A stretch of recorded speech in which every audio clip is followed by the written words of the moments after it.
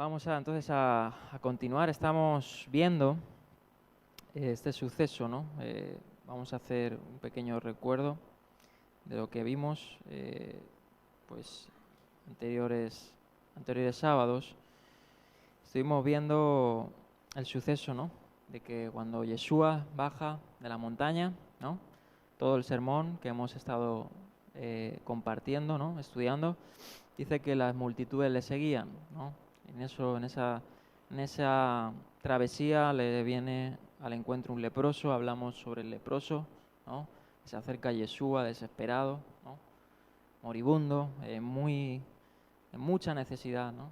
No sé si alguno se ha sentido alguna vez necesitado, ¿no? De un remedio, ¿no? De una solución a algo. Pues esta persona era mucho más, ¿no? Seguramente muchos de nosotros hemos sufrido, pero a lo mejor no al nivel de esta clase de personas, como excomunicados, ¿no? Apartados.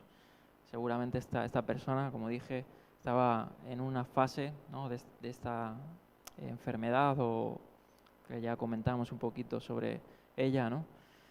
En una fase terminal, y solo le quedaba la esperanza de ese Galileo, ¿no?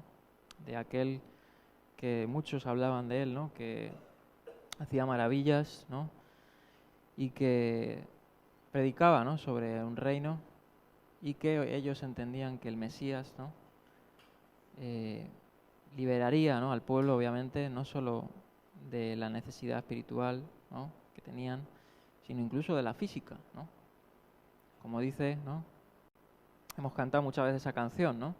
Cuando el Señor hiciere volver la cautividad de Sión, seremos como los que sueñan, mi boca se llenará de risa, ¿no? También cantamos, el cojo saltará, el mudo cantará, la boca de los mudos, ¿no? etc. Porque el reino de los cielos es lo que trae, ¿no? Trae liberación física, liberación espiritual, ¿no? Y Yeshua, que es la manifestación, ¿no? corpórea del reino de los cielos, ha venido, ¿no? Y no solo viene como algo, como dijimos, como una semilla, sino también irrumpe, ¿no? en la vida de los necesitados, ¿no? Y esta persona dice que Yeshua le tocó, ¿no? Tocó a este leproso, ¿no? Y luego vimos, ¿no? Cómo Yeshua viaja a Capernaum, ¿no? Ese lugar donde va a permanecer, va a cobrar una significancia, ¿no? En su ministerio, donde Pedro, ¿no? y varios discípulos ahí estaban, ¿no? Establecidos. Y dice que en ese transcurso se le acerca un gentil, ¿no? Un centurión. Hablamos ya sobre él, ¿no? Un poquito lo que significaba también, pues en el contexto judío, el ver a los gentiles, y sobre todo no solo ver a los gentiles, sino a los romanos, ¿no? Los romanos eran el enemigo, los romanos eran aquellos que estaban pues tomando la directriz, ¿no? de política, incluso en ciertas partes podríamos decir que influían también religiosamente en algunas cuestiones. Sin embargo, se nos habla de este centurión, ¿no?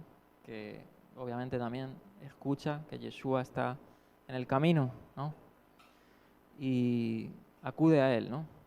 Acude a él, y vamos a repasar los últimos versículos, simplemente darle lectura para recordar el suceso.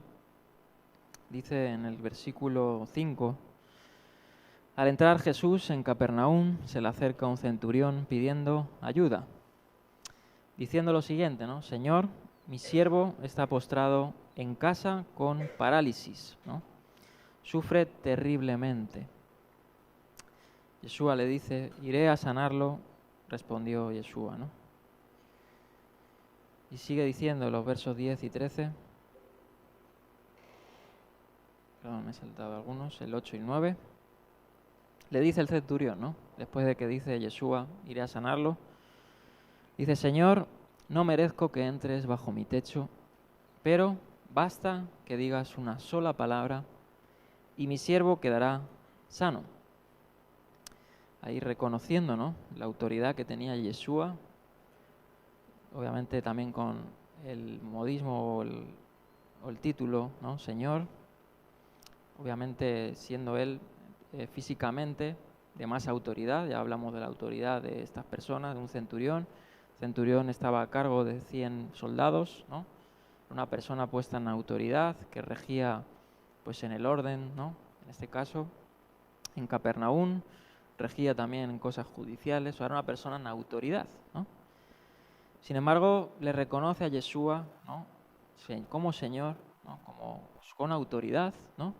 Y no solo eso, sino también se ve su condición humilde, de humillación, cuando le dice, no merezco, ¿no?, que vengas, que entres bajo mi techo.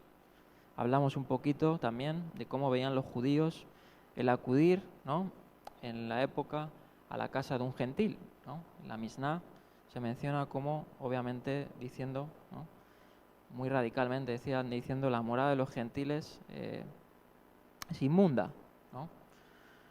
Porque los gentiles obviamente adoran a otros dioses, ¿no? Tienen otras prácticas, comen, hacen otras cosas, ¿no? Y los judíos obviamente despreciaban, ¿no? O no tenían bien visto que una persona, ¿no?, y menos un rabino o un maestro, ¿no?, como algunos de los religiosos le consideraban a Yeshua o le decían, ¿no?, que fuera y acudiera a casa de un gentil y menos de un romano, ¿no?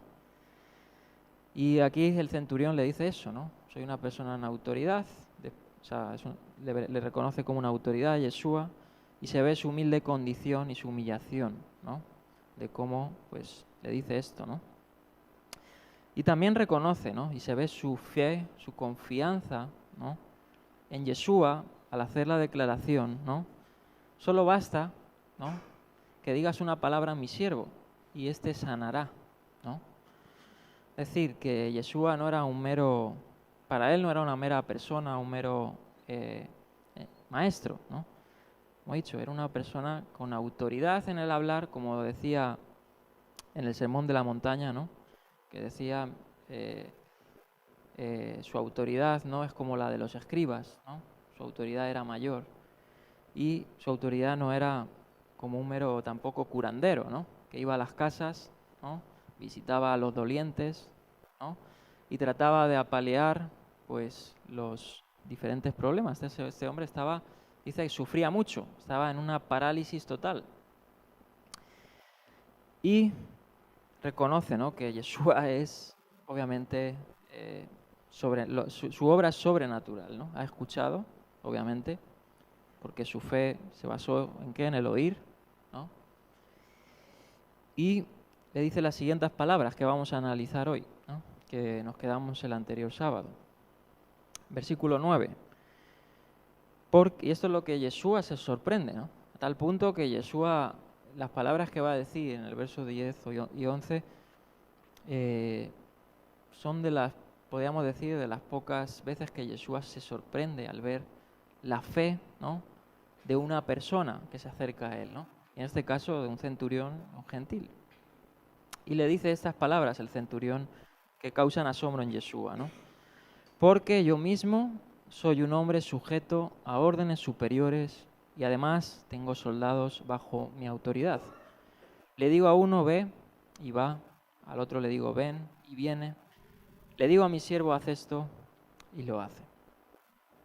Bien. Y donde nos quedamos, voy a leer el 10 y el 13, 10 al 13, que dice, al oír esto, Yeshua se asombra, ¿no? Se asombró. Y dijo a quienes lo seguían, les aseguro que no he encontrado en Israel a nadie que tenga tanta fe. Les digo que muchos vendrán, y aquí es donde vamos a analizar estas palabras tan interesantes. Le digo que muchos vendrán del oriente y del occidente y participarán en el banquete con Abraham, Isaac y Jacob en el reino de los cielos. Pero, estas son palabras fuertes, ¿no?, a los súbditos del reino se les echará fuera, a la oscuridad donde habrá llanto y rechinar de dientes. Luego Jesús le dijo al centurión, ve, todo se hará tal como creíste, y en esa misma hora, ¿no?, dice, aquel siervo quedó sano. Bien. Bueno. vemos, ¿no?, cómo se asombra, como he dicho, se utiliza ese verbo taumazo, que es, ya lo dije creo que la semana pasada, enfático, ¿no? Se utiliza para describir, sobre todo, este verbo en el Nuevo Testamento, para describir el asombro, pero no de Yeshua, sino de las personas que escuchan a Yeshua, ¿no? Como vimos, por ejemplo, anteriormente, ¿no?, que muchas personas, y luego más tarde dice que muchas personas se asombraron, ¿no?, de su doctrina, se asombraron a tal punto que algunos decían, jamás hombre alguno ha hablado como este, ¿no? La impresión y el mensaje de Yeshua, ¿no?, su forma no solo de expresarse, porque es importante, ¿no?, para llegar a personas, pero también seguramente el espíritu detrás de sus palabras, ¿no? Su forma, obviamente, de llegar al corazón no es meramente retórica, meramente académica, meramente homilética, sino es palabras vivas, ¿no?, palabras de verdad, palabras de vida, ¿no? En otras partes le dice eso a los discípulos: yo os he hablado palabras de vida, ¿no? En mis palabras hay vida, ¿no? Entonces son estas palabras que realmente son la voz de Dios, ¿no?, hablando al corazón de los creyentes, hablando al corazón del pueblo, ¿no? Y este verbo se utiliza de esa forma en el Nuevo Testamento. Es rara vez que se utilice al propio Yeshua, ¿no?, como sujeto del asombro. Entonces vemos esa distinción, y ven los comentaristas y analizan esa palabra, ¿no?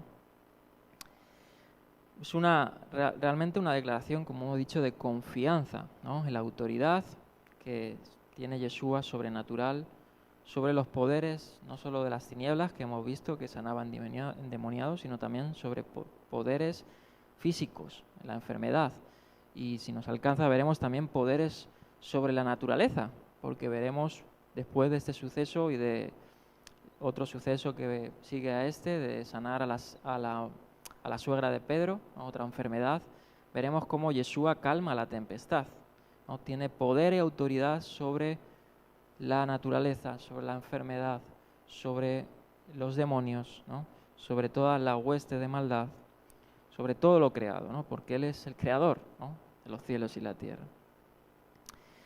Y al expresar estas palabras, ¿no?, dice se relata, Mateo relata este asombro, ¿no?, con la fórmula, ¿no?, que tanto hemos visto: en verdad os digo, amén os digo, ¿no? Cuando se utiliza esta forma de expresar de Yeshua, es que hay una declaración importante. Cuando le dice, ¿no?, amén os digo, ¿no?, en verdad os digo, cuando se utilizaba en las Escrituras, se utiliza ese término dos veces, ¿no?, o cuando se repite algo dos veces, quiere decir que cobra una significancia de ser escuchada, ¿no?, importante. Todas las palabras que iba a decir Yeshua, ¿no?, su pronunciamiento hay que tenerlo en cuenta.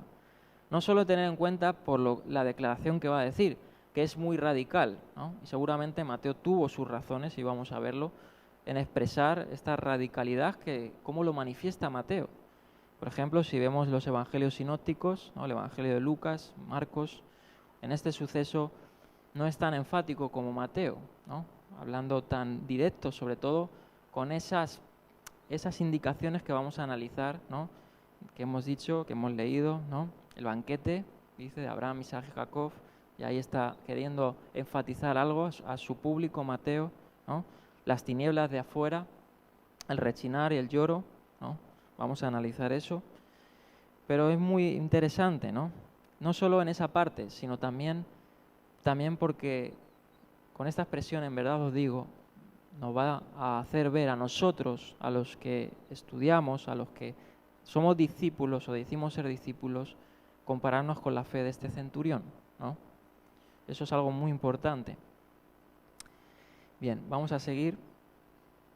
Como he dicho, este texto puede ofrecer, ¿no?, doble lección, ¿no?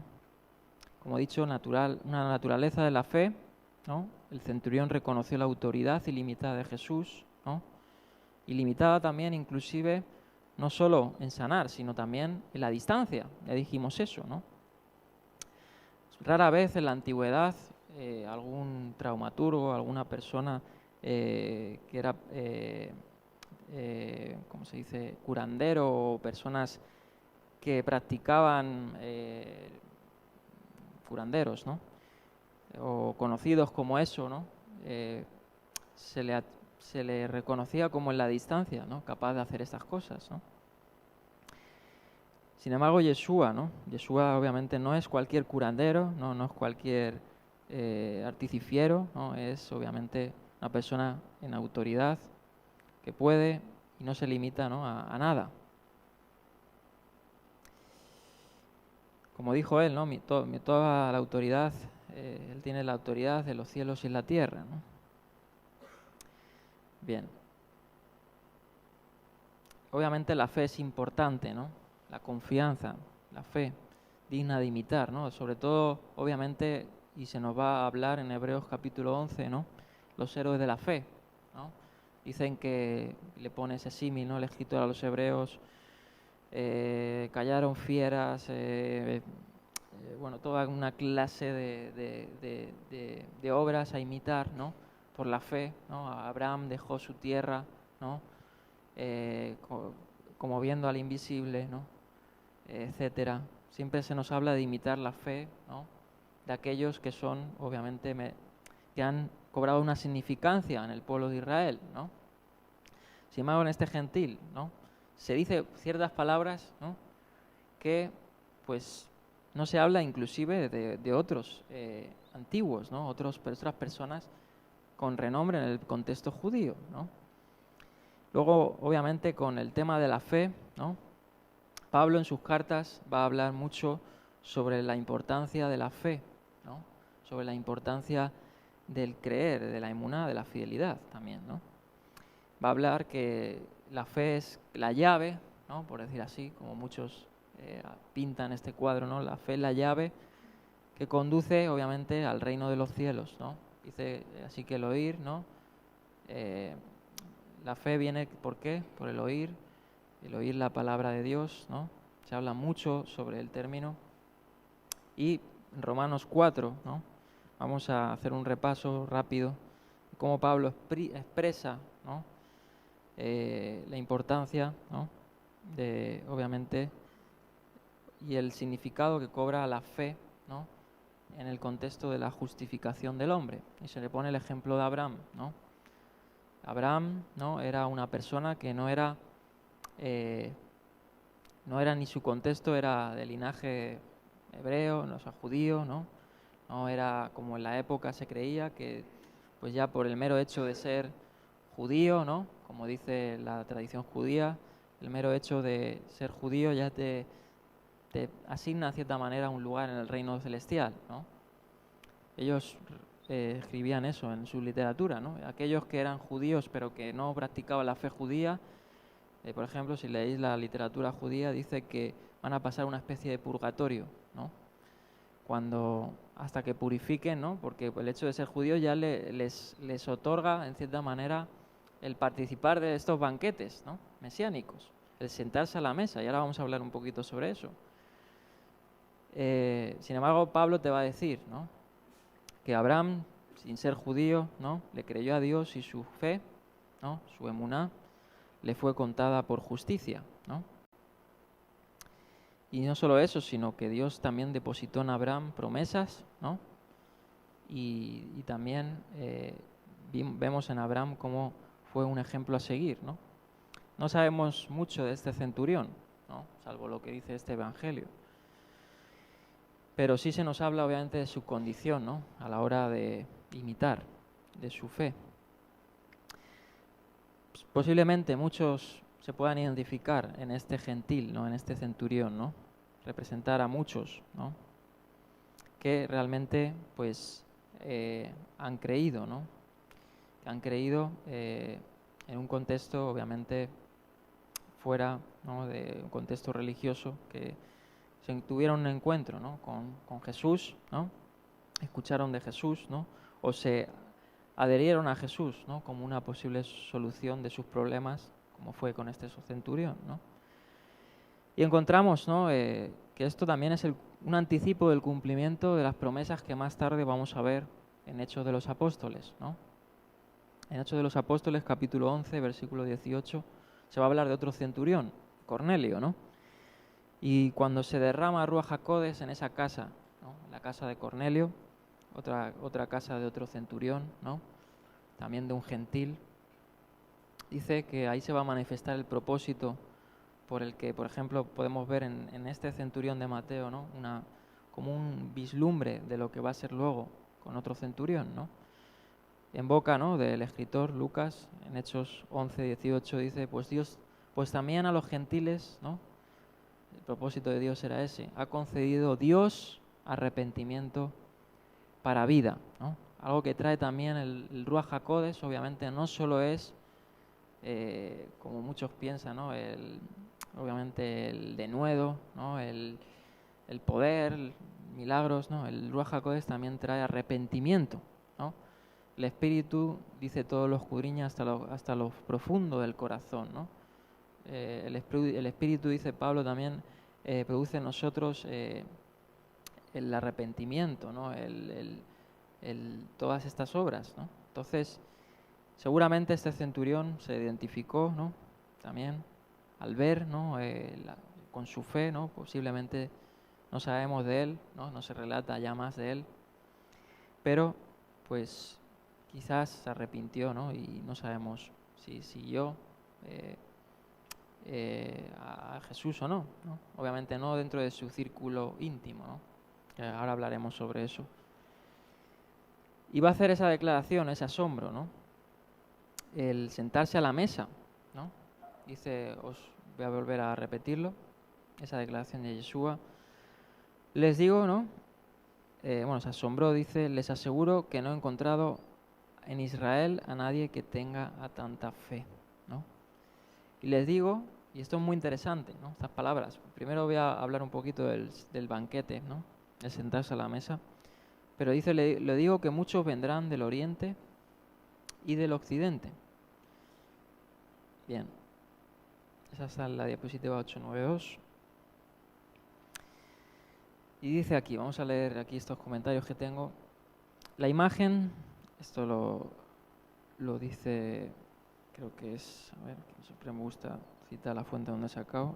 Es una combinación de dos comentarios, Rete France y Donald Agner, sus comentarios, y analizan la imagen de sentarse a la mesa, ¿no?, en el contexto judío.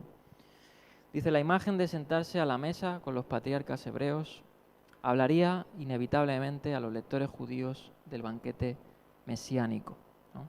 Estaba en la idea judía mesiánica, ahí tenéis bibliografía en pantalla, escritos de la literatura intertestamentaria, pseudoepígrafa, en la época, ¿no? Estos escritos eran escritos judíos de la época, ¿no? Conviene leerlos o conviene tenerlos en vista simplemente para saber qué pensaban los judíos de la época. De hecho, esto que está citando aquí Mateo, de la boca de Yeshua, es obviamente sacado de de literaturas pseudoepígrafa intertestamentaria. Entonces, obviamente eso nos va a dar más luz y va a arrojar más luz a lo que está queriéndose referir Yeshua, ¿no?, con el banquete mesiánico, el banquete de sentarse a la mesa con Abraham, Isaac y Jacob, ¿no? Y este modismo, ¿no?, que se tenía de sentarse a la mesa con los patriarcas era una forma, dice, popular de pensar en la bienaventuranza final del verdadero pueblo de Dios, ¿vale? Voy a leer algunas citas. También está obviamente inspirado no solo en esta literatura, ahora voy a leer algunas citas de la literatura, como he dicho, judía de la época. Pero, por ejemplo, está extraído de pasajes de los profetas, por ejemplo, Isaías 25:6. Isaías 25:6 dice, sobre este monte el Señor Todopoderoso preparará para todos los pueblos, ¿no? Y es curioso que aquí dice para todos los pueblos, ¿no? No solo para el pueblo judío, porque en la época se pensaba que eran para ellos solamente, ¿no?, para el pueblo judío. Un banquete, dice, de manjares especiales, un banquete de vinos añejos, de manjares especiales y de selectos vinos añejos. Hay una cita, ¿no?, que habla de sentarse, preparar un banquete, ¿no? También se nos recuerda, o más adelante Yeshua va a hablar de otro banquete, ¿no?, en forma de parábola, va a hablar de los invitados al banquete de bodas, ¿no? Todo esto teniendo en la mente, como he dicho, era una forma popular de pensar en la bienaventuranza final, ¿no? Los judíos y nosotros también, porque esto también está transportado con la significancia mesiánica, ¿no? En Apocalipsis se va a hablar de unas bodas, se va a hablar de sentarnos a la mesa, ¿no? O sea, toda esta forma popular que se tenía de la época era extraída, como he dicho, de los profetas y de algunas ideas que habían en la época. Yeshua va a tratar de una parábola, ¿no? Hablando de los que heredan el reino de los cielos, como el banquete de bodas, ¿no? Banquete de bodas donde dice que algunos, ¿no? No voy a leer toda la parábola, de que algunos son invitados, ¿no? A este banquete, ¿no? Y algunos se van a sentar, dice, a la primera fila, pero el maestro de ceremonias, ¿no? Va a decir, no, tú aquí no estás, tú te quedas atrás, ¿no? En esa parábola, ¿no? Hablando obviamente de esta bienaventuranza final que va a heredar o vamos a celebrar nosotros, los justos, ¿no? Amén. Y bueno, luego pues obviamente se habla mucho, ¿no? En Apocalipsis, como he dicho, dichosos los que han sido convidados a la cena de la boda del Cordero, ¿no? Dichosos. En otras partes de los evangelios también se va a hablar de un banquete, ¿no? Por ejemplo, en Lucas capítulo 14, verso 15 al 16, Yeshua estaba comiendo, ¿no? Con algunos de los discípulos y se presenta ahí una situación y él dice, ¿no? De una declaración, al oír una declaración, al oír esto dice, uno de los que estaban sentados a la mesa con Jesús le dijo, fíjate, uno de los que estaba a la mesa con Jesús, dichoso el que coma en el banquete del reino de Dios, ¿no? Y ahí empieza a hablar de la parábola esta del banquete de bodas. Nos recuerda esto también, ¿no? El tema este del banquete, a lo que hemos visto en las bienaventuranzas, ¿no? La bienaventuranza en el capítulo 5 de Mateo dice, bienaventurados, dichosos los que tienen ¿qué? Hambre y sed de justicia, porque serán saciados, ¿no? O sea, ellos se van a saciar en aquel día, ¿no? En esa bienaventuranza final. También utiliza Yeshua, ¿no? Mucho este simbolismo del banquete, ¿no? Diciendo, Mateo 22:2, el reino de los cielos es como un rey que prepara un banquete de bodas para su hijo. Bueno, hay muchas más citas en el Nuevo Testamento y ahora quiero leer algunas, ¿no? de esta literatura de la época.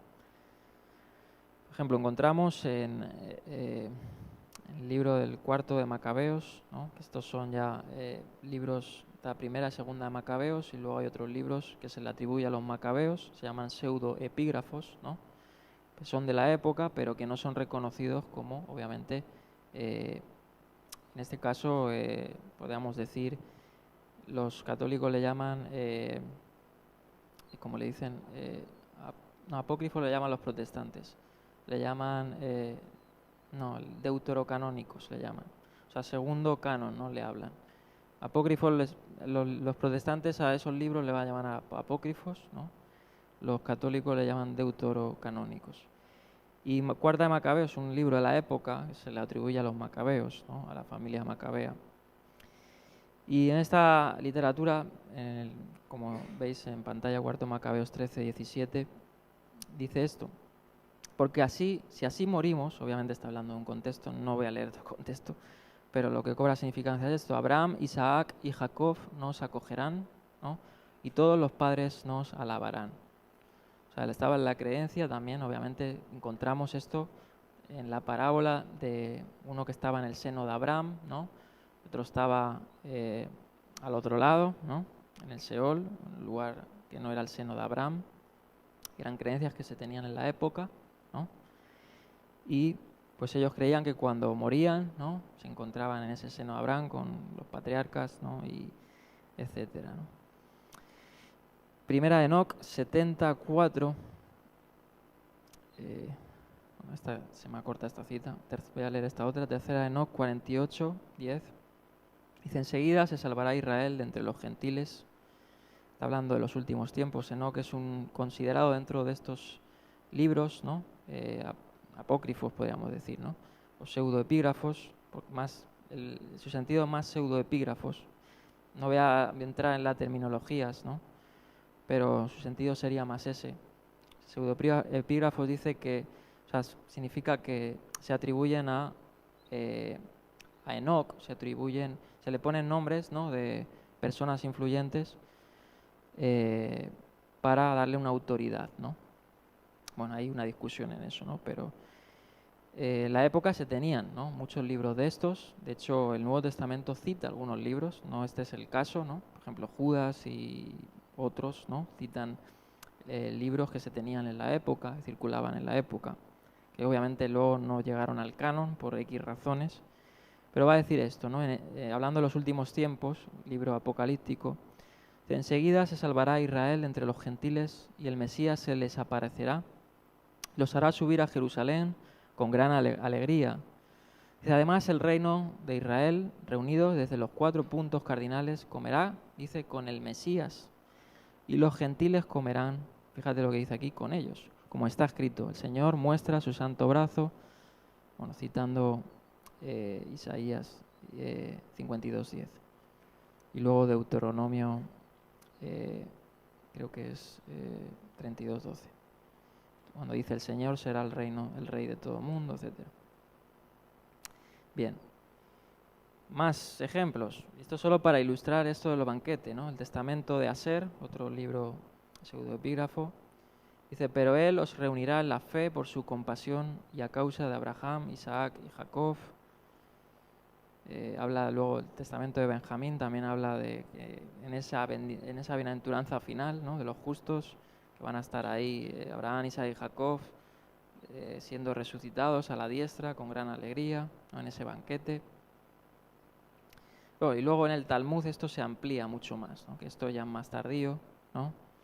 Por ejemplo, en el Talmud, en el Tratado Pesajim, diciendo en el futuro, ¿no?, hablando de ese reino escatológico, ¿no?, o cuando Hasem reine, ¿no?, dice, en el futuro el santo bendito sea, él va a hacer un banquete para los justos el día en que manifieste su amor a la simiente de Isaac. Después que hayan comido y bebido, dará a Abraham, nuestro padre, la copa para que recite la bendición. Y ahí hablan como que en ese banquete van a participar los patriarcas, ¿no?, el rey David y bueno, todos los personajes, ¿no?, los que ellos consideran los santos, ¿no? Que seguramente sea verdad. Seguramente tú y yo, en ese reino, ¿no?, obviamente Yeshua va a ser el que llena todo en todos, pero podamos ver al rey David, ¿no?, en ese banquete mesiánico, a Abraham, ¿no? Eso ya sería, vamos, cosas que, como dice la Escritura, ojo no ha ido ni oído ha visto, ¿no? Son las preparadas para los que le aman, ¿no? Y bueno, hay muchos, tengo aquí tantas citas, ¿no?, que veis en la pantalla, pero ahí lo voy a dejar.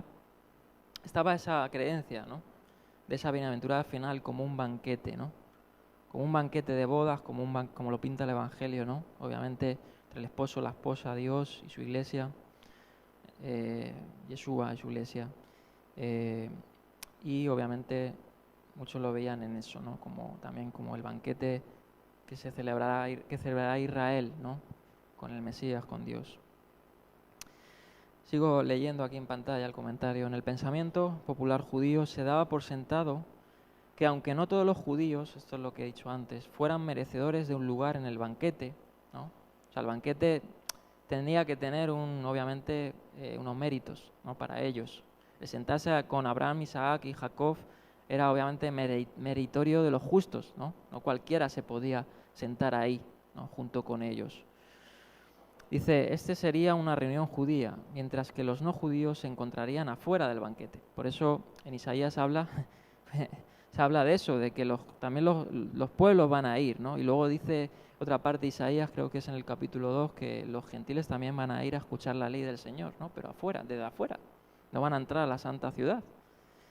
En la visión judía era eso, ¿no? Sin embargo, nosotros, los gentiles santos, íbamos a participar de ese banquete, ¿no? Por lo que dice Pablo, por lo que dice Yeshua, ¿no?, por los méritos no de los justos o de nuestras obras, sino por los méritos de Masías, ¿no? De Yeshua. Amén. Como dice, ¿no? Isaías, ellos hacían esa distinción de que muchos gentiles lo escucharían desde fuera, ¿no? Quizás los temerosos de Dios, ¿no? Extraído de muchos pasajes de los profetas, ¿no? Por ejemplo, como he dicho, Isaías 2, dice los Aharit Hayamim, ¿no? En los últimos días, el monte de la casa del Señor será establecido como el más alto de los montes, se alzará por encima de las colinas, hacia él confluirán todas las naciones, muchos pueblos vendrán y dirán, vengan, subamos al monte del Señor, a la casa del Dios de Jacob, para que nos enseñe sus caminos y andemos por sus sendas, porque de Sion saldrá la Torá, la ley, de Jerusalén la palabra del Señor. Uno dice que la Torá está abolida, ¿no? Pero en estos postreros días van a ir hasta las naciones gentiles a escuchar la ley del Señor, ¿no? Dice Isaías, ¿no? Sin embargo, la mente judía, los gentiles lo escuchaban desde fuera, ¿no? Lo escuchaban apartados, ¿no? Porque no eran meritorios de participar en la mesa. Pero Yeshua en las parábolas del banquete de bodas que dice, los que se van a querer sentar a primera fila, ¿no? Se van a quedar, ¿dónde? Atrás. O sea, Yeshua no está hablando aquí meras parábolas, está hablando en un contexto, ¿no? Por eso es muy interesante estas literaturas, ¿no? El documentarse, ciertos comentarios que la citan, que lo comparan, porque te van a arrojar luz a las parábolas y a los dichos de Jesús, ¿no? Sigue diciendo, los gentiles peregrinarían a Jerusalén al final, ¿no? Como he dicho, pero participarán simplemente como testigos de esa bendición de Dios a Israel. Por eso el Talmud, en el Tratado Pesajim, habla de esa bendición del banquete de bodas, ¿no? Abraham declarando la bendición con el kiddush, con la copa, Isaac, ¿no? Pero los gentiles solo van a escucharla, no van a ser bendecidos, ¿no? Bueno, sin embargo, obviamente, entendemos que, ya más Yeshua lo va a decir aquí, ¿no? Que los súbditos del reino, dice, se van a quedar fuera. Y vamos a hablar un poquito ahora de esto, ¿no? La 893. El dicho de Yeshua, eso lo dice Donald Agner en su comentario, desafía dramáticamente esta suposición instintiva, esta suposición que ellos tenían, ¿no? Seguramente si algún judío religioso haya escuchado sus palabras, había rasgado las vestiduras, ¿no? Como que, obviamente, los que estaban a su lado eran los que le seguían, ¿no? Y vamos a ver luego que hasta un escriba, vamos a ver ahora, y de hecho seguramente, y vamos a ver eso, que entre los discípulos algún escriba había, ¿no? Obviamente no entre los 12, sino entre otros que seguían o escuchaban a Jesús, y lo vamos a ver en el Evangelio de Mateo. Pero dice que Jesús desafiaba dramáticamente esta suposición que había, ¿no? Y incluía a muchos otros, ¿no? Ese era el desafío, el incluir a muchos otros, con los términos siguientes que dice del oriente y del occidente, ¿no? En esa lista de invitados van a venir, dice, del oriente y del occidente. Bien. Dice aquí, sigue diciendo el comentario, en la lista de invitados, como al atreverse a excluir a los que se suponía tenían derecho de estar allí. Para ellos eran los hijos realmente del reino, los que iban a heredar el reino, ¿no? Sin embargo, aquí te estoy diciendo que los que van a heredar el reino son otros, ¿no? Dice, para añadir insulto a la injuria, el destino de estos hijos del reino se describe en términos tradicionalmente utilizados en las descripciones judías del destino de los impíos. Vamos a analizar estas palabras, que habla de los de afuera, ¿no? Como creo que dice oscuridad, ¿no? No sé cómo dice la NBI aquí. Dice, les echarán afuera, dice a la oscuridad, ¿no? Vamos a ver cómo pensaban. Por ejemplo, vamos a ir a la literatura de Qumran. Obviamente ya hemos hablado un poquito de Qumran, he hablado una vez, ¿no? Es muy interesante, ¿no? Sobre todo familiarizarse con este grupo, porque ya lo hablaremos en otra ocasión. Bueno, todos, no sé si algunos han escuchado los hallazgos, ¿no? Del Mar Muerto. Ahí en los hallazgos del Mar Muerto, para los académicos, para las personas que estudian las escrituras, los manuscritos, esto arrojó mucha luz al contexto del siglo I, ¿no?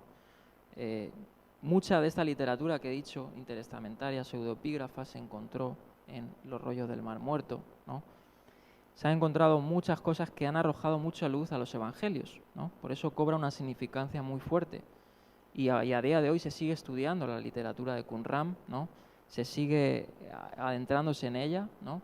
Se han encontrado mucho material muy interesante, muy importante, ¿no? Que hasta el día de hoy se está estudiando. Pero bueno, sabemos cómo, por ejemplo, esta comunidad, ¿no? Que, por ejemplo, Josefo va a citar, ¿no? En el siglo I, cómo los esenios, ¿no? Y algunos le aluden a esta comunidad, a los esenios, ¿no? Y ya dijimos, y cité a Josefo, ¿no? Antigüedades y en Guerra de los Judíos, cómo los esenios, Josefo los alababa por su piedad, ¿no? Claro, los esenios se creían que ellos eran el verdadero Israel, ¿no? Ellos se apartaron a las montañas, ¿no? Al desierto, porque ellos consideraban que Israel estaba en pecado. En parte, obviamente, estaba en pecado, pero todos estamos en pecado, ¿no? Nuestros delitos estamos muertos, dice Pablo, ¿no? Pero ellos se creían como los verdaderos israelitas, ¿no? Al igual que, como hemos dicho, los fariseos pensaban que ellos participaran solo el pueblo judío, ¿no? Los que eran realmente meritorios al banquete de bodas. Los esenios eran más estrictos aún. No solo el pueblo judío, sino solo ellos, ¿no? Solo su secta. Entonces ellos veían, y hay, en esta literatura hay muchos indicios también muy interesantes, ¿no? Pero ellos, hay muchos manuscritos sobre su literatura, ¿no? Órdenes sacerdotales también. Se dice que muchos de los esenios posiblemente fueran descendientes de Sadoc, ¿no? De algunos levitas que oficiaban en el templo, ¿no? Antes de corromperse, ¿no? Años antes de los evangelios, el sacerdocio, que bueno, ahí se han encontrado hasta cierta manera, hablamos hace poco Héctor y yo sobre eso, se han encontrado pues vasos, tarros, cosas como que habían en el templo y tenían cosas consagradas solo para el templo, bueno, muchas cosas, ¿no? Y ellos se veían a sí mismos como el verdadero Israel, ¿no? Tanto así que, lo dije hace unos sábados anteriores, ellos llamaban a los que no eran de su grupo los hijos de la fosa. Los llamaban como los que estaban muertos, ¿no? Realmente en vida, ¿no? Y también utilizaban otra terminología, como los de la luz y las tinieblas, ¿no? De hecho, Pablo utiliza esta terminología. Esta terminología era muy común en los esenios, ¿no? Los de la luz, los del día, ellos se consideran obviamente, perdón, los de la luz, los de las tinieblas, ¿no? Ellos se consideran obviamente de la luz. Todo el que no fuera, ¿no? De su grupo no estaba en la luz. También esperaban a un Mesías, ¿no? Bueno, tenían su escatología. De hecho, en los rollos de Qumran se ha encontrado mucha literatura apocalíptica, ¿no? Ellos tenían un maestro de justicia, ¿no? Que iba a ser como el que iba a poner en orden la ley hasta que venga el Mesías y vendría la redención, etcétera. Y en parte de esta literatura, fíjate cómo dice, porque ellos también hacían estas exclusiones, ¿no? En el documento disciplinario de la primera cueva ahí, de la comunidad de Qumran, dice en el capítulo 17:8, dice: la justicia se regocijará en las alturas y todos los hijos de su verdad gozarán del conocimiento eterno. Y, bueno, sigue diciendo, vosotros, hablando a la comunidad de hijos, de su alianza. Para ellos eran los únicos que estaban fieles a la alianza de Dios, ¿no? Eran los únicos que estaban fieles y que eran merecedores de heredar el reino de los cielos, ¿no? O sea, que en la época estaba esas creencias incluso hasta el extremo, ¿no? Como dice aquí, Yeshua desafía a todas estas personas que se creen tan piadosas, ¿no? Tan exclusivistas, ¿no? El reino de los cielos no es exclusivista, pero no cierra la puerta a nadie, ¿no? Te dice que la puerta está abierta, pero que es estrecha. Es exclusivista en el sentido que es estrecha, pero que está abierta, ¿no? No cierra la puerta a nadie por distinción de razas, de ignorancia, ¿no? De ningún ámbito. Solo hay que, obviamente, como el centurión, ¿no? Manifestar dependencia, humillación, ¿no? Y ellos utilizaban también esta terminología, ¿no? Este tipo de grupos, la oscuridad exterior para los que estaban perdidos, como he dicho, o los hombres de la fosa. Y para ellos, obviamente, el destino de estas personas no era heredar el banquete, ¿no? Era el llanto, ¿no? Y el crujir de dientes, ¿no? Era eso. Dice, la razón por la que son rechazados no está explícita en este dicho, pero en el contexto en el que Mateo lo ha situado, debe relacionarse con el hecho de que Yeshua no encontraba en Israel una fe como la del centurión.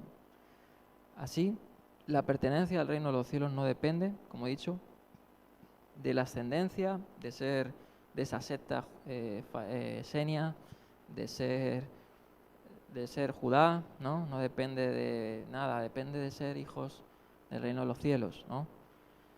Que sé que aquí, obviamente, nosotros creemos que Israel, como dice Pablo a los romanos, no ha desechado Dios Israel, ¿no? De hecho, entendemos que Israel es el proyecto de Dios, o puede llamar la barca, ¿no? Israel es la iglesia, ¿no? La barca que va a un buen puerto, ¿no? Que va a sufrir tempestades, ¿no? Que va a sufrir ataques, pero que si Yeshua está como timón, ¿no? De esa barca, va a llegar, obviamente, la va a salvaguardar, ¿no? Pero obviamente no depende de nada de estas cosas, como algunos creían, de méritos, no depende de pertenecer a cierto grupo, porque si hablamos de méritos, los esenios eran pues los más radicales, ¿no? Pero no depende de eso. Obviamente hay que ser radical en el reino de los cielos, pero el reino de los cielos es una justicia mayor que la de fariseos, que la de esenios, ya lo dijimos, ¿no? Y depende mucho de Ruach HaKodesh, ¿no? Eso es lo importante para esta fiesta, ¿no? Bueno, ¿qué más? Bueno, ahí tengo algunas notas, no voy a leer. Vamos a seguir. La 894. Los verdaderos hijos del reino son ahora los que responden a esta proclamación de Jesús. Los que representan, como dice, los que responden a esta proclamación de Jesús. Indistintamente que sean gentiles, ¿no? Que sean de la condición que sean. Por eso Yeshua va a hacer muchas metáforas de este reino de los cielos. Por ejemplo, más adelante, Mateo 13:38 va a decir, el campo es el mundo. Y la buena semilla, ¿no? Donde es depositada en el campo, te está diciendo que no es Israel el campo. Te está diciendo el campo es el cosmos, es el mundo, ¿no? La tierra. Y la buena semilla representa a los hijos del reino. La mala hierba son los hijos del maligno. Como vimos, ¿no? Sobre el cuidado que también tiene el Señor para los hijos del reino, ¿no? Como decía en esas ir en contra de la ansiedad, ¿no? Que analizamos, Mateo 5:45, para que sean hijos de su Padre que está en el cielo, que hace salir el sol sobre justos e injustos, ¿no? Bien. El punto, dice aquí, teológico se plantea en términos absolutos. Algunos lo han visto hiperbólicamente, ¿no? Esa interpretación, ¿no? Pero sí que obviamente juega un papel absoluto, porque de nada sirve ser meritorio, o sea, de hacer muchas obras si no se reconoce a Yeshua como Mesías, ¿no? Como el Mesías. Por eso Pablo va a hablar de estos, ¿no? En Romanos, del pueblo judío además, el que tienen un velo, ¿no? Obviamente, que les impide ver, pero que tienen, obviamente, en cierta manera tienen algo positivo, ¿no? Como dice, tienen el testimonio, tienen, no recuerdo exactamente cómo dice, algunos se acuerdan, tienen ciencia, ¿no? Obviamente tienen promesas, ¿no? Obviamente todo eso le da valor a ese pueblo, ¿no? Pero no simplemente por ser de un linaje, sino porque Dios, ¿no? Escogió a ese pueblo. Y el mero hecho de escoger Dios a ese pueblo, ya el mero hecho de que Dios escogió, de que Dios depositó sobre ellos promesas, es lo que les mantiene en pie, ¿no? No por ser judío o griego, ¿no? Las tinieblas, esta expresión, ¿no? Las tinieblas exteriores se refieren aquí al mayor contraste posible con la sala del banquete que hemos citado antes, ¿no?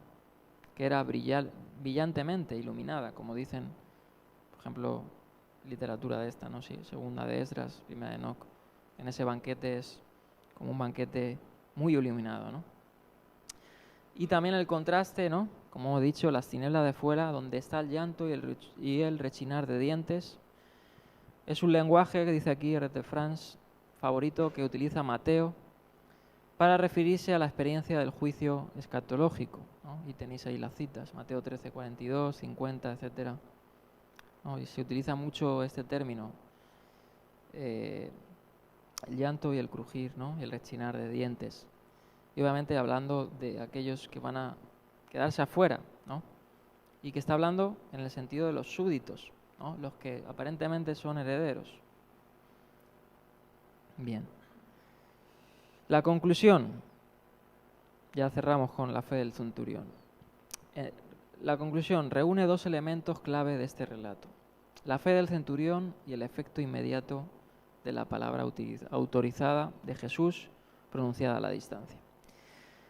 El imperativo en tercera persona, dice aquí, así se haga contigo, ¿no? Por tu fe, ¿no? Así se haga contigo, indica no solo una predicción, sino como las otras palabras de curación y exorcismo de Jesús, un pronunciamiento efectivo. Es lo que los filósofos llaman un enunciado performativo, que no afirma que algo sucederá, sino que se da por hecho que va a suceder, ¿no? Obviamente en ese mismo instante, ¿no?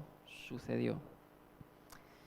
Es la curación por una palabra que había pedido el centurión y que Mateo volverá más tarde a subrayar como método de exorcismo de Jesús en el versículo 16. La gran similitud de este versículo con más adelante el capítulo 15, 28, de una mujer que se acerca a Jesús, ¿no? Este mismo método se va a volver a subrayar en Mateo, ¿no? Y bueno, y es curioso que este mismo método de a la distancia, ¿no? En Mateo 15 también se habla de una gentil, ¿no? La mujer sirofenicia. Bien, aquí yo he recomendado, son unos libros, ¿no? La diapositiva 895. Están en inglés. Son unos libros muy interesantes, muy bonitos, ¿no? Y si el que tenga oportunidad de leerlos, son novelas, ¿vale? Quiero indicar en el qué está lo bonito, ¿no? De hecho, los autores son, bueno, súper académicos. Tenemos a Ben Witherington, que siempre se me trabanta, es un súper académico del Nuevo Testamento. David E. Silva también. Y el que cobra significancia en este estudio es, como dice, a week, ¿no? Una semana en la vida de un centurión romano, de Gary Burg. Estas novelas, ¿no? Que es una serie, te va a decir, bueno, una semana en la vida de Éfeso, una semana en la vida de Corinto, del primer siglo, una semana siendo esclavo, en la vida de un esclavo, una semana en la vida de una mujer grecorromana, una semana en la vida de Roma. Te va a relatar una semana de la caída de Jerusalén. Te va a relatar como una novela, ¿no? Por ejemplo, en el centurión, muchos sucesos que podía vivir un centurión y son históricos y culturales. O sea, la riqueza que tiene eso es que son citados y además es por una editorial IVP, que es una de las mejores editoriales académicas cristianas, en contexto, ¿no? Porque se dedican a eso. Te van a arrojar una luz impresionante, ¿no? A la época. Por eso la he recomendado, porque he estado leyendo un poquito sobre esto y es muy bonita, ¿no? Te arroja un montón de contexto, ¿no? De riqueza, ¿no? Histórica. Además te cita muchas cosas. Son súper ilustrados. Bueno, vamos ahora a pasar al tema de la suegra de Pedro. Mateo 8, capítulo 14, verso 15. Vale. Dice así. Cuando Yeshua entró en casa de Pedro, dice, vio a la suegra de este en cama y con fiebre. Le tocó la mano y la fiebre se le quitó. Luego ella se levantó y comenzó a servirle. Fíjate, 2 versos, ¿no? Dedica Mateo para la casa de Pedro, ¿no? Para la suegra de Pedro. Obviamente no se indica lo que pasó con la suegra, pero luego sí que indica, se puede vislumbrar cosas, ¿no? Pero obviamente entendemos que obviamente la suegra, de hecho, Yeshua tenía muchas seguidoras, ¿no? Muchas discípulas, ¿no? De hecho, las que fueron más fieles a Yeshua fueron mujeres, hay que decirlo, ¿no?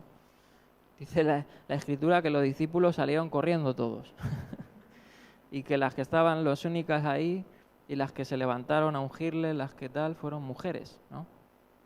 O sea, que las mujeres siempre, y lo hablaba anoche estábamos hablando un poquito de esto, y me gustaría, le dije a mi esposa, para las mujeres, ¿no? De hecho, hemos comprado algunos libros para eso, porque las mujeres tienen un rol muy importante dentro de la Iglesia. Y ha habido muchas mujeres prominentes, ¿no? En la antigüedad, y algunas, pues ya sabéis, famosas, ¿no? En los evangelios. Y bueno, pues la suegra de Pedro también fue una de estas mujeres que dice que comenzó a servirle, ¿no? A Yeshua.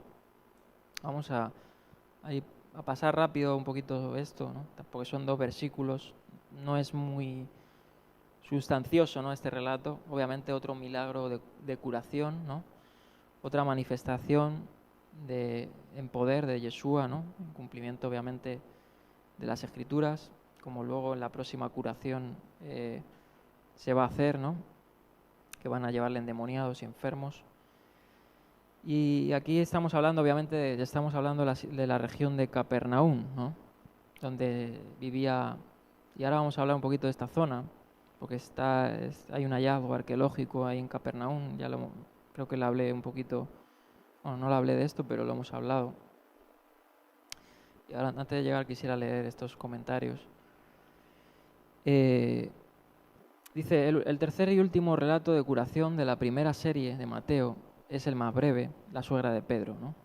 Y Pedro lo cita en 1 Corintios 9:5. A los corintios le dice, no tenemos derecho, Pablo, ¿no? Dice en Corintios, a viajar acompañados por una esposa creyente, ¿no? Como hacen, dice, los demás apóstoles y Cefas y los hermanos del Señor, ¿no? Parece ser que Cefas, Pedro, ¿no? Viajaba con su familia, ¿no? Con su esposa y algunos otros, ¿no? Algunos otros discípulos. La suegra de Pedro, obviamente, se entiende que Pedro estaba casado, ¿no? Ahí lo dice además Pablo, pues fue una de las que también servía, ¿no? Como ha dicho el Señor.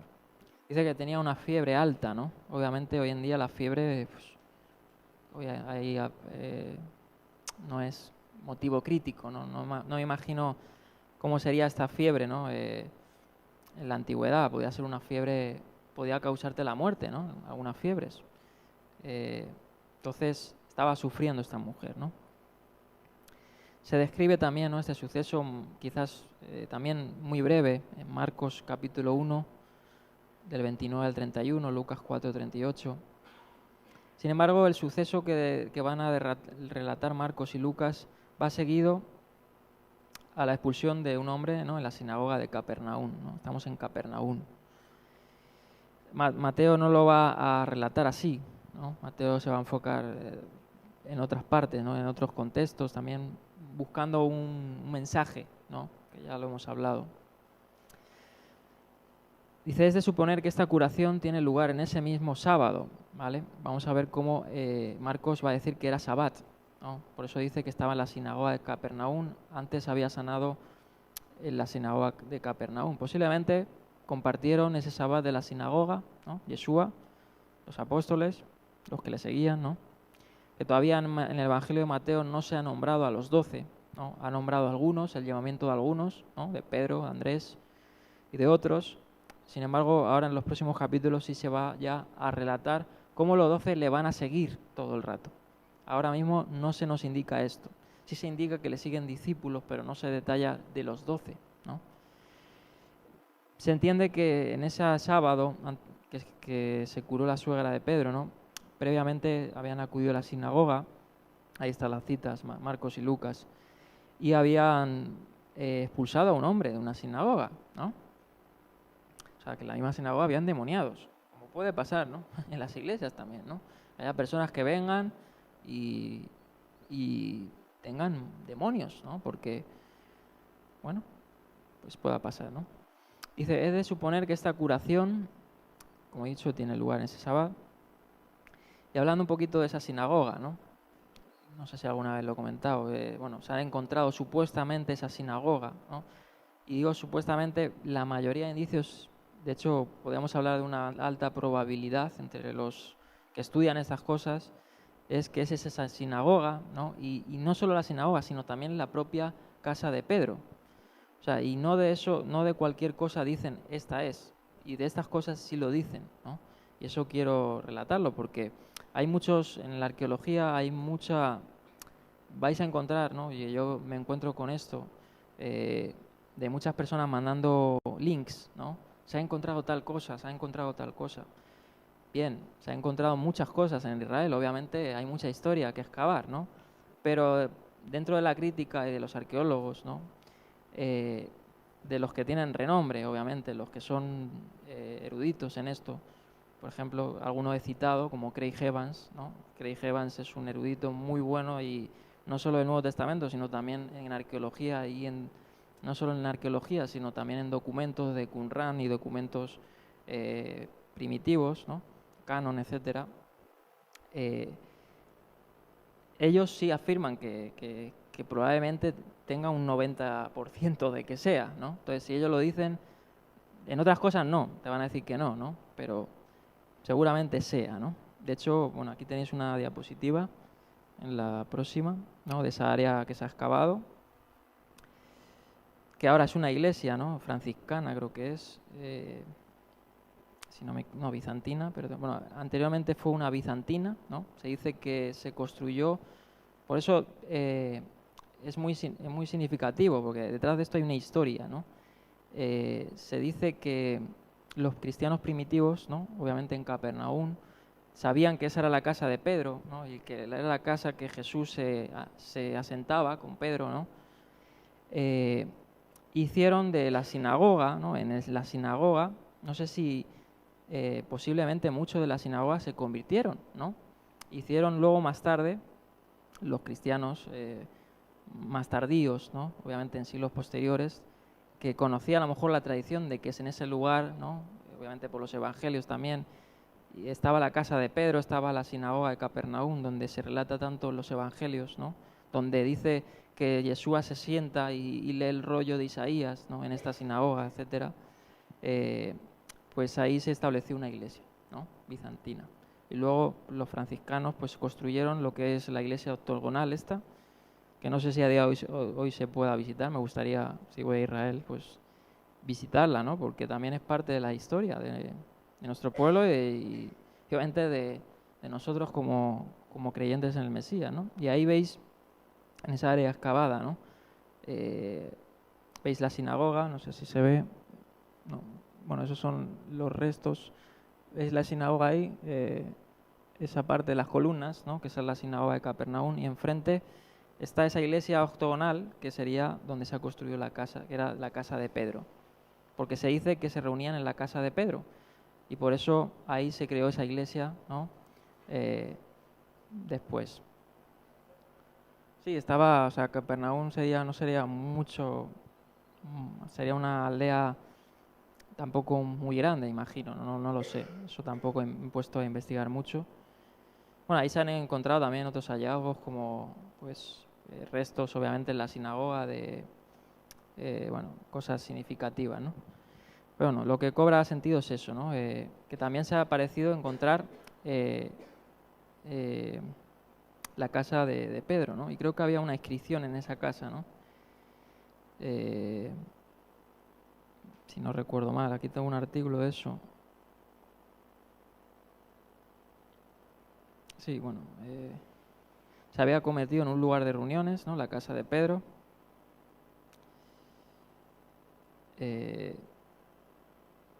Bueno, se había adornado también porque se dice que se hizo ahí una iglesia, ¿no? Con diferentes inscripciones, ¿no? Pero bueno, es un hallazgo significativo porque también nos habla de que realmente Jesús es histórico, ¿no? A los que les gustan esto, la búsqueda del Jesús histórico, pues obviamente Jesús existió, ¿no? Y nosotros creemos que hizo milagros, porque eso es lo más discutido dentro de esta búsqueda. Y en esa casa él sanó a la suegra de Pedro, ¿no? Y en la sinagoga de Capernaum hizo muchos milagros, ¿no? Bueno, bien, vamos a seguir. Ahí la 900 no, porque ahí creo que sacó la otra diapositiva. Vamos a leer los versos 16 y 17. Y está hablando del mismo día, aquí Mateo, ¿no? Cronológicamente es bueno hacer también hacernos unos evangelios sinópticos, en ese sentido cronológicos, porque te van a jugar un poquito lo que sucede en cada parte, ¿no? Porque ahí te lo dice Mateo, y además dice esa palabra, ¿no? Al atardecer, ¿no? Es decir, estaba terminando el Sabbat. Al atardecer le llevaron muchos endemoniados y con una sola palabra expulsó a los espíritus y sanó a todos los enfermos, ¿no? En el Sabbat. Luego ya encontraremos la problemática del Sabbat, ¿no? De los fariseos, que ya llegaremos a ello. Pero fíjate, aquí es curioso, ¿no? Y causa la curiosidad. Justamente en este relato, ¿no? Y se comenta mucho, porque aquí cita el profeta Isaías, capítulo 53, ¿no? Y hablando de esto, ¿no? Esto sucedió para que se cumpliera lo dicho por el profeta Isaías. Él cargó con nuestras enfermedades y soportó nuestros dolores. Bien. Vamos a cerrar con esto. Bien. Dice, como es habitual, cuando la cita procede de uno de los profetas mayores, ¿no? Es interesante, se cita el profeta por nombre, ¿no? Ya esto ya lo hemos dicho anteriormente. Cuando cita a Isaías, sobre todo, le cita muchas veces por su nombre, ¿no? Era considerado como, de hecho, así era considerado desde siempre, ¿no? El profeta Isaías es uno de los mayores profetas. O sea, incluye, ¿no?, la fórmula del nombre del profeta. El pasaje, dice aquí R.T. France, del que se extrae esta cita, obviamente, es el libro de Isaías está dividido en 5 bloques también, ¿no? Así como, por ejemplo, los Salmos, creo que también, algunos lo dividen en cinco bloques también. En 5 bloques las profecías finales, creo que es. Lo que habla de la restauración de Israel, ¿no? Y todas estas cosas. Dice, el pasaje de que se extrae, ¿no?, es lo que denominan los que lo dividen en bloques. El cuarto, el cántico del siervo, ¿no?, que data desde Isaías 52:13 a Isaías 53:12. Dice, es un pasaje que bien puede haberse enmarcado originalmente en referencia al sufrimiento del pueblo de Dios, ¿no? Obviamente en todos estos relatos del siervo, ¿no?, se va a cruzar obviamente el símil entre el siervo como Dios, ¿no?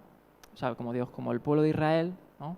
He aquí Israel mi siervo, muchas veces se va a citar así términos de Isaías. Sin embargo, obviamente siempre ha estado esa discusión de Isaías 53, ¿no? De hecho, creo que el sábado pasado hablé sobre lo del leproso, ¿no? Como el Targum, ¿no? Creo que era un Targum pseudo de Jonatán y luego otras citas, ¿no? Incluso luego el propio Talmud, que es más tardío, citando algunos rabinos anteriores, ¿no? Como dije el anterior sábado, van a aludir este texto como un texto mesiánico, ¿no? Y no solo como un texto mesiánico, le van a incluir le van a llamar el leproso, como dije, ¿no?, citando estos términos. Obviamente el contexto, y aquí tenemos que tenerlo claro, creo que esto lo hemos hablado muchas veces, ¿no? Hemos hablado también, creo que, estuvimos estudiando el libro de Isaías, ¿no? Y en el libro de Isaías, por ejemplo, van a haber profecías, ¿no?, que van a datar obviamente del momento histórico, de la época del reyes, ¿no?, de las cuestiones que va a vivir Judá, Israel, ¿no? Pero también va a haber un símil, y de hecho los evangelios lo van a citar, ¿no? Va a haber un símil con el cumplimiento mesiánico, ¿no? Por ejemplo, la famosa frase, he aquí mi hijo, ¿no? Emanuel, dijo nosotros, etcétera. Eso es un pasaje que me acuerdo que no sé si lo dio en su día Juan David, no lo recuerdo exactamente, que estaba hablando de la situación que estaba viviendo el reino de Israel, ¿no? Con Isaías, etcétera, ¿no? Que obviamente se entiende y entendieron muchos antiguos, ¿no? Que también esto tendría un cumplimiento en los días del Mesías, ¿no? En la redención. Y lo mismo pasa con Isaías 53. Pero Isaías 53, ¿no? Por la forma que está redactada, ¿no? Es más significativo y muchos lo entendieron así como a una obra específica, ¿no? De un personaje específico, no solo de un conjunto, como pueda ser el pueblo, ¿no? Que bueno, eso habrá estudios muy completos sobre eso, ¿no? Sobre Isaías 53. Entonces te dice aquí, ¿no? Que es el cántico del siervo. Es un pasaje que bien puede haberse enmarcado, dice, en referencia al sufrimiento del pueblo de Dios, o más probablemente de algún grupo dentro de él, ¿no? Como he dicho, Isaías 40 del 40 al 55 normalmente se utiliza la terminología siervo, ¿no? Para describirse a Israel, ¿no? Corporativamente. Pero dice aquí, ¿no? Creo que es R.T. France, dice, se expresa en términos de un siervo individual, ¿no? En Isaías 53, cuyo sufrimiento beneficia al pueblo en su conjunto, ¿no? O sea, por su beneficio una persona, ¿no? Individual, este siervo individual, se va a beneficiar el pueblo, ¿no? Entonces ya está como cambiando el ámbito del pueblo, ¿no? Hablando corporativamente, a que por la acción de un siervo se va a beneficiar el pueblo, ¿no? Consecuencia, dice, algunas de las primeras interpretaciones judías lo tomaron como la presentación de una figura mesiánica, cuyo sufrimiento se interpretó de diversas maneras, ¿no? Los primeros intérpretes cristianos solían considerar que esta profecía se cumplía en Jesús, ¿no? Lo vemos aquí en Mateo. Pero el versículo que aquí se cita no es el centro normal del interés cristológico, es verdad. Es curioso que Mateo lo cite aquí, ¿no? Normalmente se cita Isaías 53 con la pasión de Cristo. Y aquí es lo que ha dado entre los comentarios, ha dado un desarrollo interesante a tener en cuenta por qué Mateo lo cita aquí, ¿no? Lo cita cuando sana, dice, ¿no? A enfermos y expulsa demonios, ¿no? Dice, pero el versículo que aquí se cita no es el centro normal de interés cristológico, como tratan de hacerlo en otras cuestiones. Y cuando saluda a él en otras partes del Nuevo Testamento, dice, no se entiende como aquí en relación con el ministerio de curación de Jesús, sino con su trato con el pecado de su pueblo, ¿no? En relación también con remover el pecado.